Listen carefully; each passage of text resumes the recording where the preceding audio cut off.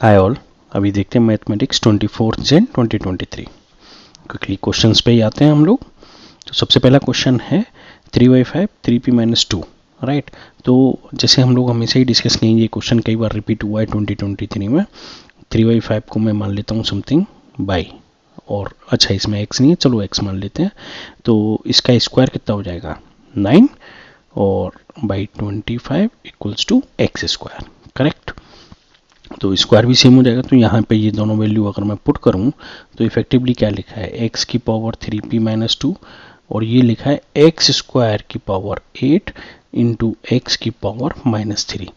अब पावर के ऊपर पावर, जैसे हम लोग हमेशा पढ़ते थे x की पावर 2 की पावर 3, तो x की पावर 2 इंटू 3 यानी कि 6। तो ऐसे 2 की पावर 8 है, तो 8 दूनी 16 मल्टीप्लाइड बाई एक्स की पावर 3, और दो बेस सेम होते हैं तो पावर क्या हो जाती है आपस में, ऐड।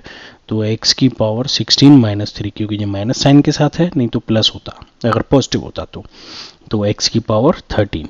अब ये किसके बराबर है, x की पावर 3p-2 के। तो पावर कंपैरिजन करेंगे तो 3p-2 इक्वल्स टू 13, करेक्ट। तो इफेक्टिवली क्या लिख सकता हूँ, 13 + 2, तो 3p इक्वल्स टू 15, तो p इक्वल्स टू 5। तो मान वैल्यू मेरे को किसकी बतानी है, 2p+1 की, राइट। तो 2 इंटू 5 + 1, 10 + 1, आंसर आ गया मेरा 11, ऑप्शन 2।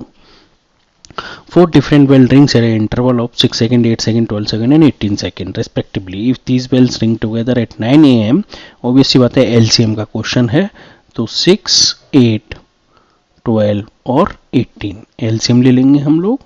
2 से 3, 4, 6 और 9, 2 से 3, 2, 3 और 9, 2 से वापस हम 2 को पूरे को ख़त्म कर देंगे यहाँ, फिर 3 से बात कर लेंगे। 3 से एक बार, ये भी एक बार और 3 बार, लाइक वापस 3, करेक्ट। बाकी सब तो 1 1 1 हो गया। तो 3 3 के 9, दूनी 18, दूनी 36, दूनी 72, 72 सेकेंड।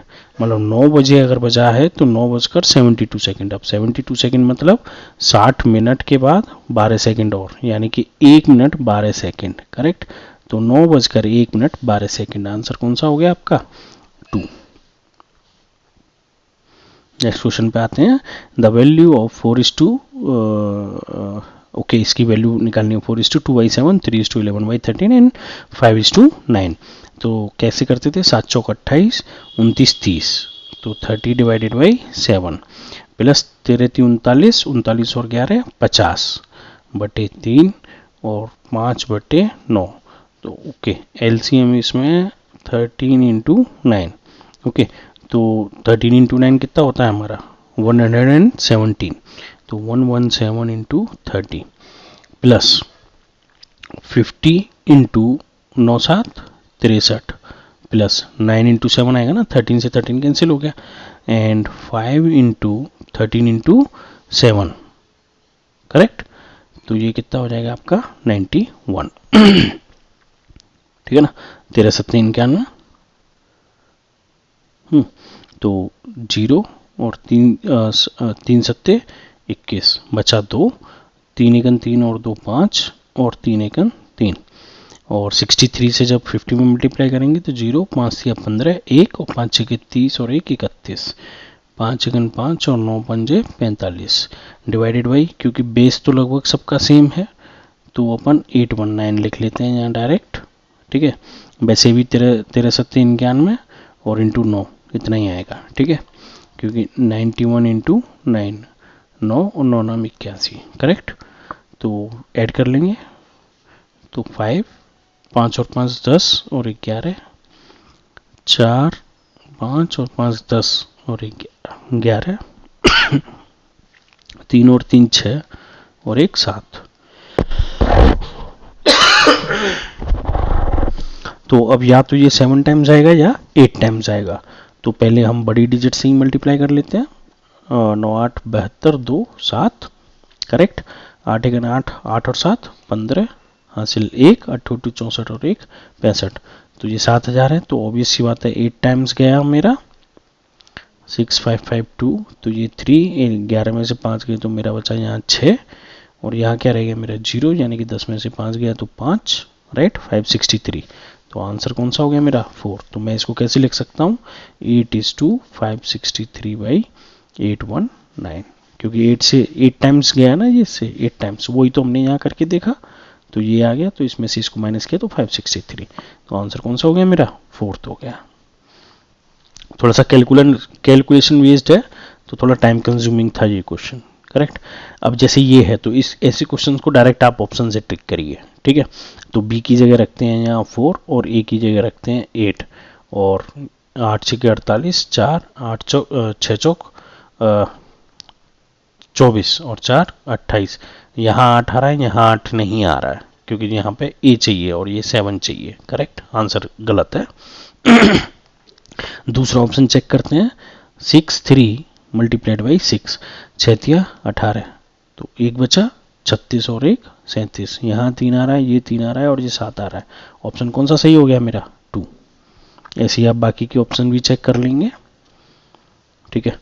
तो which digit will come at 1th place and in the expression, कुछ नहीं करना होता है। फर्स्ट प्लेस पे कौन सा आएगा 6 और 5 11 और 0 11 और 7 18, यानी कि 18। तो फर्स्ट प्लेस पे कौन सा आया 8, तो 8 का क्यूब 8 इंटू 8 इंटू 8, 8 64 इंटू 8 और चौक 32 2, करेक्ट।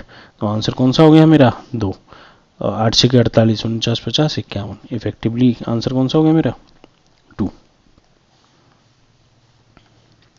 क्वेश्चन नंबर 6, ये क्वेश्चन है, हमसे कह रहा है ये एक्सप्रेशन की वैल्यू बताओ। तो उसके लिए हमको y की वैल्यू चाहिए, तो y की वैल्यू चाहिए तो हम यहाँ लिख लेते हैं 0.25, पॉइंट लिखा है, multiplied by 4y-3 equals to 0.05 10/-9। अब ये पॉइंट से पॉइंट हट गया, राइट, 5 से ये 5 टाइम्स कैंसिल हो गया, और ब्रैकेट खोल देंगे 5 चौके 20/-5 दिया 15 इक्वल्स टू 10/-9। तो 20/-10 इक्वल्स टू माइनस के 9 और प्लस के 15, साइन चेंज हो जाते हैं हमारा। तो 10y इक्वल्स टू 9 और 6 15, तो y इक्वल्स टू 0.6। तो 7 इंटू 0.6 माइनस 5 42, 4.2 माइनस 5, 50 में से 42 गया तो 8 बचा, तो 0.8। तो माइनस का, क्योंकि ये माइनस का बड़ा है और प्लस का छोटा है, तो साइन का ख्याल रखेंगे क्योंकि दोनों ही ऑप्शन में है। तो ऑप्शन कौन सा हो गया आपका 4th। इस पे आते हैं क्वेश्चन पे। ये क्वेश्चन थोड़ा सा ट्रिकी है, जैसे यहाँ 2x² लिखा है, यहाँ 3x² लिखा है, तो इसमें सारे हमारे a² - b² का फॉर्मूला ही लगाना है 2-3 बार हमको, और कुछ नहीं करना है। तो इन टर्म्स को मैं यहाँ ऐसे लिख लेता हूँ -2y², इसको 3y को मैंने 2y² लिख दिया, -xy - y², 3y में से 1y मेरा ये आ गया और 2y मैंने यहाँ लिख लिया, करेक्ट। तो ये हो गया yz और ये हो गया मेरा zx, करेक्ट। अब ये x² - y² लिखा है, तो मैं इसको x - y और x + y लिख ले रहा हूँ, करेक्ट। ऊपर से मैंने 2 कॉमन ले लिया, तो ये बचा मेरा x² - y², minus y common ले लिया, तो x - y बचा मेरा, sorry x + y, minus y लिया है ना, तो ये साइन, ये वाला प्लस हो जाएगा और ये वाला भी प्लस हो जाएगा, साइन चेंज हो जाएगा। प्लस z कॉमन ले लिया, तो ये भी x + y, x + y लिखो, y + x लिखो, एक ही बात है, करेक्ट। तो नीचे x - y और x + y। अब ये वापस x² - y² है, तो इसको वापस हम x - y x + y लिख सकते हैं, और x + y कॉमन भी ले सकते हैं। तो इफेक्टिवली x + y मैंने कॉमन ले लिया, तो 2 टाइम्स x - y बचा, यहाँ -y बचा, यहाँ z बचा, नीचे हो गया x - y और x + y कैंसिल हो गया, ब्रैकेट ओपन कर लेंगे ऊपर, 2x - 2y - y + z upon x - y, तो 2x - 3y + z upon x - y। Answer check कर लेंगे हम लोग, सेकंड आंसर है हमारा। Question number 8, a simple interest or certain sum for 2.5 years at 12% per annum is 600 less than कम है, मतलब ये वाला कम है, then the simple interest on the same sum for 4.5 year at 8% per annum, मतलब इसमें जो मिल रहा है उससे ये कम है। then the sum is, मैंने मान लिया प्रिंसिपल अमाउंट मेरा P है, करेक्ट। तो सिंपल इंटरेस्ट का फॉर्मूला मेरा क्या होता है, P into R into T upon 100, principal, rate और टाइम, करेक्ट। रेट मतलब दर, ठीक है, टाइम मतलब समय, और आपका सिंपल इंटरेस्ट है। तो हम इसको S1 S2 लिख लेते हैं। तो S1 जो है मेरा, उसकी वैल्यू निकाल लेते हैं, प्रिंसिपल इंटरेस्ट P है, टाइम 2:1/2 है, मतलब 2 दूनी 4 और 1 5, तो 5/2 मेरा टाइम हो गया। रेट मेरी 12% है इंटू 100, ठीक है। तो 2 से ये 6 बार कट गया, 54 30 P/100। ऐसे ही S2 निकाल लेंगे। S2 कितनी रेट से आएगा, 4 दूनी 8 और 1 9, प्रिंसिपल तो दोनों में सेम है मेरा, तो टाइम हो गया मेरा 9/2 इंटू दर मेरी कितनी है 8 इंटू 100, तो ये 4 गया, 9 चौक 36 P/100। अब हमसे क्वेश्चन में जो बोल रहा है वो हमसे बोल रहा है कि S2 minus S1 equals to कितना है 600। 600 लेस है तो हमने उसको माइनस कर दिया, तो डिफरेंस कितना आ गया मेरा 600 आ गया, करेक्ट। तो जब हम ये लिखेंगे 36P/100 minus 30P divided by 100 equals to 600, correct. तो यहाँ से जब आप इसको माइनस करोगे तो इफेक्टिवली 6P/100 बचा ना यहाँ, लाइक दोनों में सब कुछ सेम है। अब क्रॉस मल्टीप्लाई कर लेंगे हम लोग, तो P equals to 600 into 100 divided by 6, effectively 100, 100 into 100 मतलब 10,000। प्रिंसिपल अमाउंट मेरा कितना आ गया 10,000। ऑप्शन कौन सा हो गया मेरा, थर्ड। सिंपल इंटरेस्ट का फॉर्मूला लगाना था आपको। क्वेश्चन नंबर 9th, हमसे कह रहा है इसकी वैल्यू बताओ। तो हमको कुछ नहीं करना है, यहाँ पे हमने ले लिया एक्स वाई, ले लिया एलसीएम, ऊपर लिख दिया y माइनस एक्स, और इफेक्टिवली अगर माइनस कॉमन ले लूँ तो मैं इसको लिख सकता हूँ x/y/xy, minus x minus y की वैल्यू मेरे को मालूम है 4/xy। अब xy की वैल्यू नहीं पता है मुझे, तो वो कहाँ से आएगी, चलिए इसका दोनों साइड स्क्वायर कर देते हैं, इक्वल्स टू 4 का स्क्वायर, करेक्ट। तो ये हो गया x square plus y square minus 2xy equals to 16। अब x square plus y square की वैल्यू मुझे पता है 106 माइनस 2xy इक्वल्स टू 16।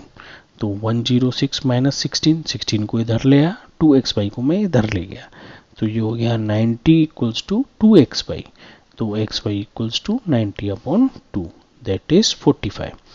तो -4/45 आंसर हो गया आपका fourth, correct. If product of expression this and this is equals to this, तो जैसे क्वेश्चन बोल रहा है वैसे करते जाइए।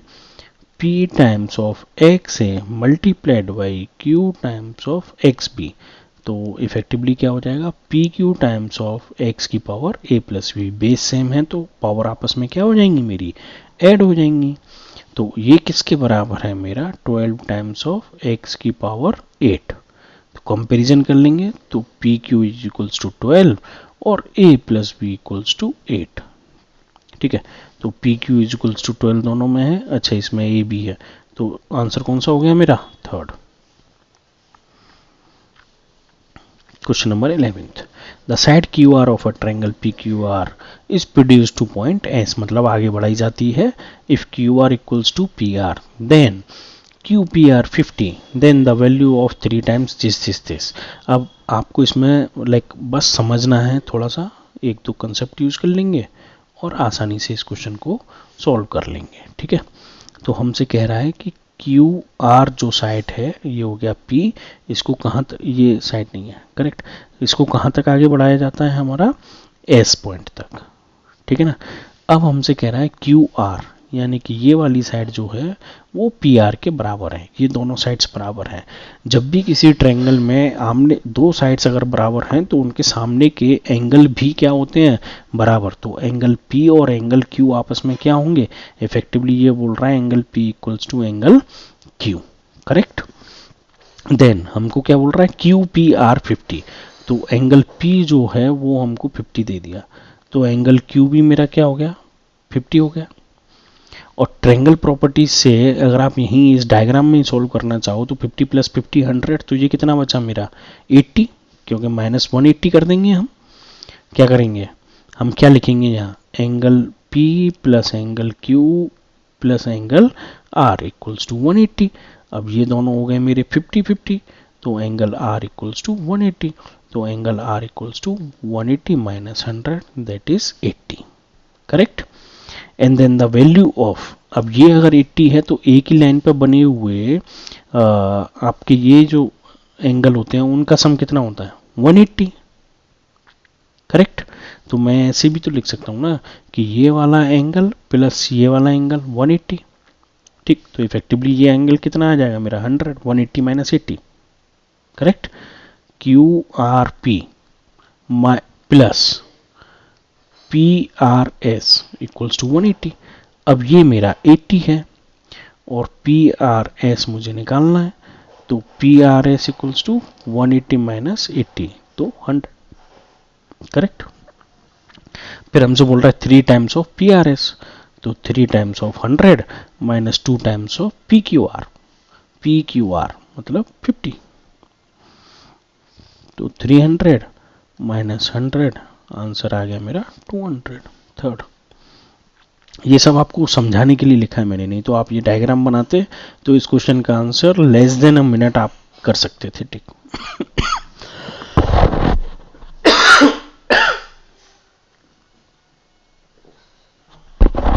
Sorry. Question number 12, the number of faces vertices F V E, तीनों दिया हुआ है, ये हो गया एफ, ये हो गया वी और ये हो गया। सबसे पहले जब भी ऐसा दिया हो तो ये फॉर्मूला याद रखें, एलर्स फॉर्मूला।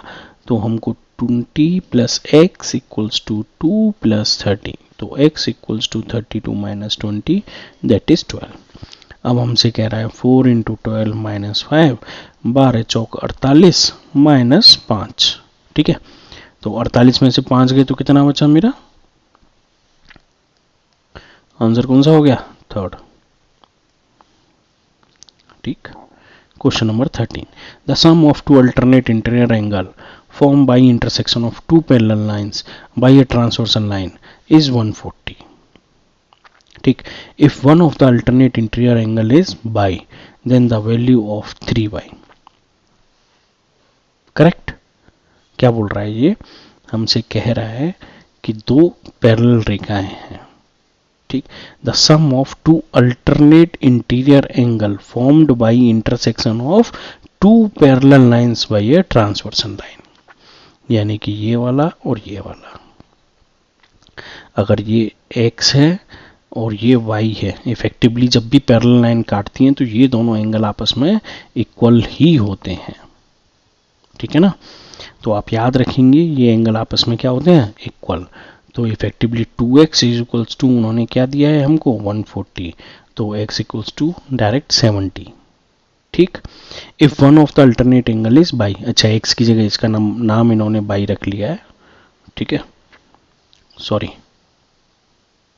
ये इसका नाम बाई है, ठीक है, तो by. Then the value of 3y, 3 into 70 minus 15, तो आंसर कितना हो गया 21 माइनस 210 माइनस 15, 195, ठीक है। आई डोंट नो, लाइक इस क्वेश्चन में कुछ एक्सप्लेन करने जैसा कुछ था नहीं, दोनों एंगल इक्वल होते हैं और आप क्विकली 30 सेकंड से भी कम में आंसर कर दोगे। इसमें थोड़ा सा ज्योमेट्रिकली आपको समझना पड़ेगा कि आप देखिए angle of quadrilateral A B C D are such that A B C D is 4 5 6 3। Then अब आप देखिए कि ये चारों एंगल आपस में अलग अलग हैं, रेशियो अलग है, मतलब एंगल भी अलग है, लेकिन काइट की एक प्रॉपर्टी होती है कि ये दो एंगल आपस में एटलीस्ट इक्वल होते हैं, ठीक है, और आजू बाजू की साइड्स इक्वल होती हैं, ठीक है। नहीं, जब ये दोनों एंगल इक्वल होते हैं तो ये रेशियो के हिसाब से कोई एंगल इक्वल आएंगे क्या, नहीं। तो काइट के दोनों ही ऑप्शन क्या हो गए, गलत हो गए। अब बात करते हैं ट्रेपेजियम की। तो ट्रेपेजियम में वो जो हमसे कह रहा है कि हमको ये नहीं मालूम कि ए बी सी डी में कौन सा बड़ा होगा और कौन सा छोटा होगा, ठीक है। तो उसके लिए हम लोग क्या करेंगे कि एक ट्रेपेजियम हम बना लेंगे, है ना। ए बी सी और डी, डी मेरा सबसे छोटा एंगल है, तो आप देखिए सबसे छोटा है, ए थोड़ा सा डी से बड़ा है और बी और सी दोनों हाईएस्ट हैं। तो मैं बोल सकता हूं एडी जो है वो बीसी के पैरेलल है। एंगल के रेस्पेक्ट में जाएंगे आप, क्योंकि छोटे एंगल दोनों कहां पे आएंगे, आपके बेस पे, ठीक। और कोई बेटर आपको एक्सप्लेनेशन पता हो तो शेयर जरूर करिएगा।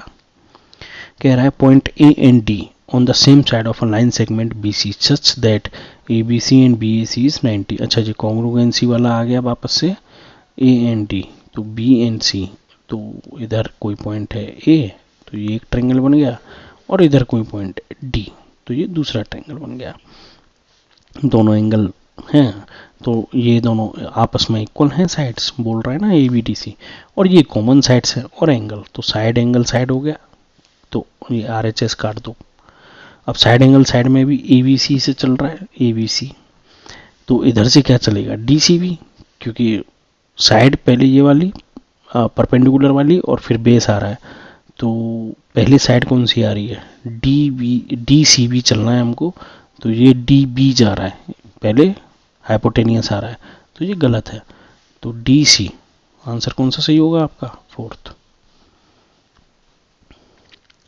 The sum of the area of square of side 12, area square का एरिया क्या होता है, एच स्क्वायर प्लस सम बोल रहा है ना, इसीलिए प्लस लगा दिया, एंड रेक्टेंगल ऑफ लेंथ, अच्छा लेंथ 18, ओके, बिर्थ हमको नहीं दी है बी, तो इनका सम जो है हमसे कह रहा है 252 है।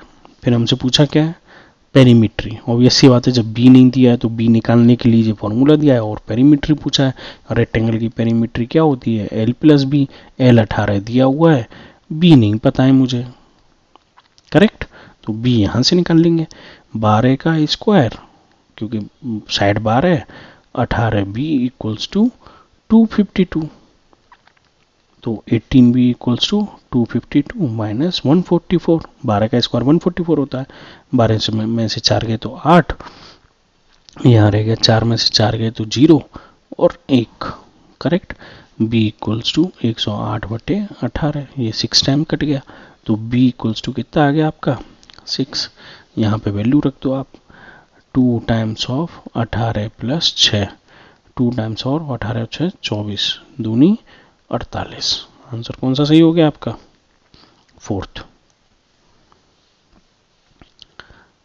17, a trapezium ABCD with AB parallel to DC, correct,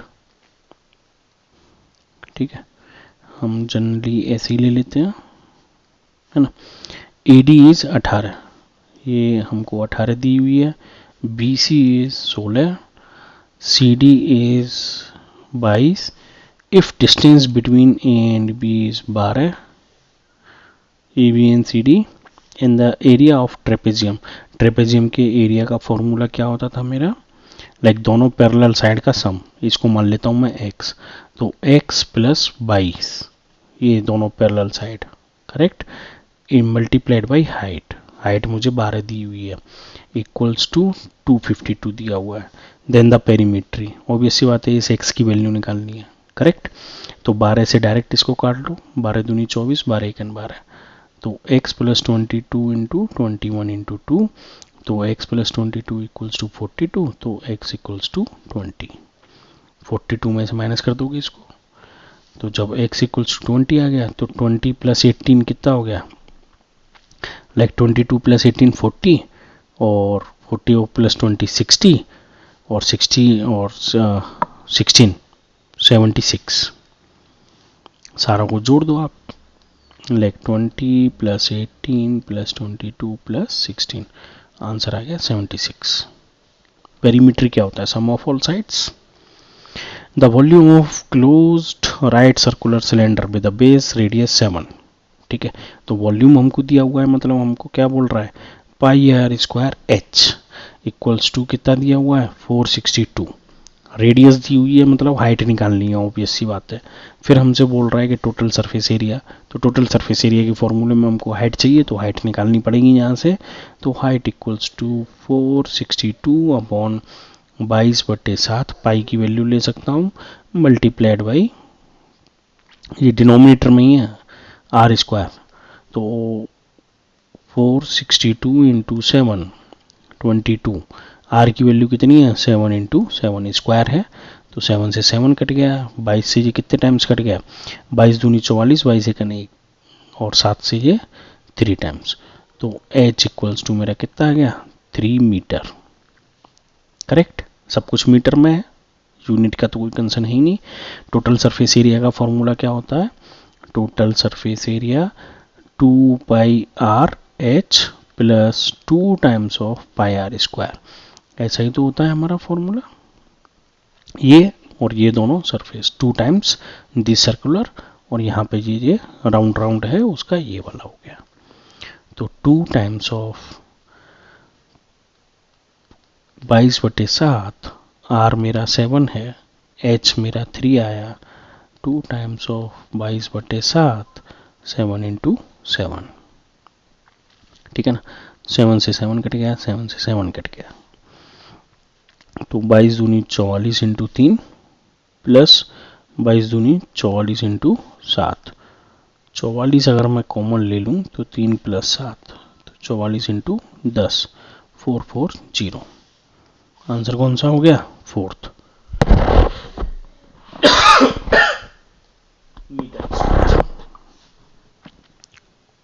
same unit में होता है तब हम यूनिट पे ज़्यादा फोकस नहीं करेंगे, डिफरेंट यूनिट होता है तब ध्यान देंगे।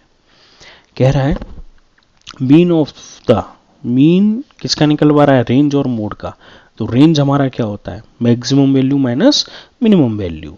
तो मैक्सिमम वैल्यू हमको डेटा में कितनी दी हुई है, 14 से बड़ा 16 है, 17 है, 17 से बड़ा कोई नंबर है इसमें, 19 है, 19 से बड़ा कोई भी नहीं है। तो रेंज निकालेंगे हम 19 माइनस, 14 से छोटा कोई 13 है, 13 से छोटा 12 भी है, अच्छा 11 भी है, 11 से छोटा कोई नहीं है। तो रेंज आ गई मेरी 8। अब हमसे कह रहा है मोड, क्योंकि मोड का चाहिए, तो मोड मतलब फ्रीक्वेंसी। तो सबसे ज़्यादा टाइम्स कौन सा नंबर आ रहा है, 14 कितनी बार आ रहा है, 1 2, 14 सिर्फ 3 ही बार आ रहा है, करेक्ट। 16 एक बार, 2 3 4, 16 आ रहा है मेरा 4 बार।